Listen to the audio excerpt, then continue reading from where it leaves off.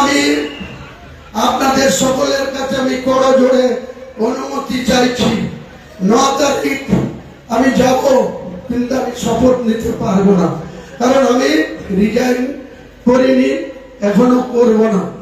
আমি আগামী 13 তারিখ বৃহস্পতিবারে রিজাইন করব, আর 14 তারিখ বৃহস্পতিবারে রিজাইন করব রেজিনগর বিধানসভা থেকে। আপনারা কেউ ভুল বুঝবেন না, আপনারা আমার সঙ্গে থাকেন।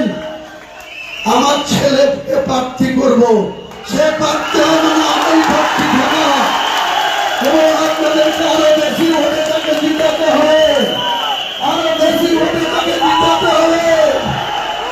আমার হাত শক্তিশালী করতে গিয়ে আপনাকে আমার ছেলে রবিন গোলাম নবী আজাদকে ভোট দিতে হবে।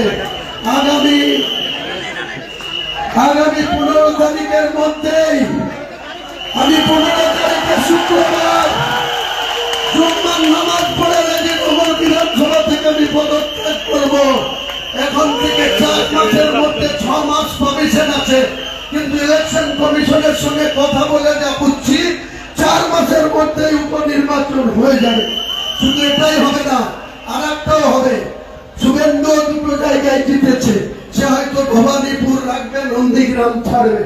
কাজে নন্দীগ্রাম আর রেজিনগর দুটোই উপনির্বাচন হবে 4 মাসের মধ্যে। আমার ছেলে রবিনকে আপনারা সবাই দোয়া করবেন, আশীর্বাদ করবেন, পাশে থাকবেন।